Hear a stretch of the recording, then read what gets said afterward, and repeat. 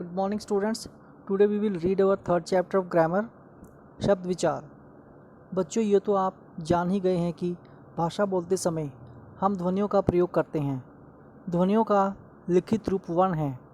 वर्णों की सहायता से शब्द बनते हैं, लेकिन शब्द तभी कहलाते हैं जब वर्णों का समूह सार्थक हो।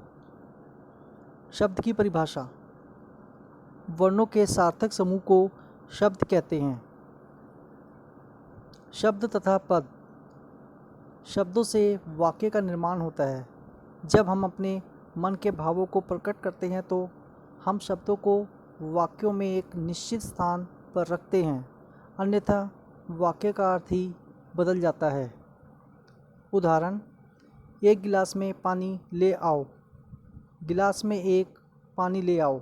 आपने देखा कि किस प्रकार शब्द का स्थान बदल देने से वाक्य का अर्थ ही बदल गया है।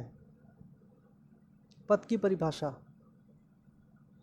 शब्द का जब वाक्य में प्रयोग होता है तो वह व्याकरण के नियमों में बंध जाता है, तब वह पद कहलाता है। शब्दों के भेद। शब्दों के भेद विभिन्न आधार पर किए गए हैं। पहला, उत्पत्ति के आधार पर। दूसरा, रचना के आधार पर। तीसरा, प्रयोग के आधार पर। चौथा, अर्थ के आधार पर।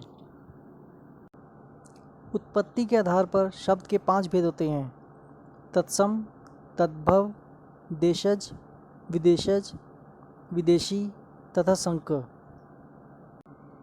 रचना के आधार पर शब्द के 3 भेद होते हैं: रूढ़, यौगिक, योगरूढ़।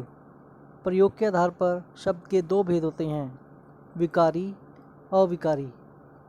अर्थ के आधार पर शब्दों के 2 भेद होते हैं: सार्थक, निरर्थक।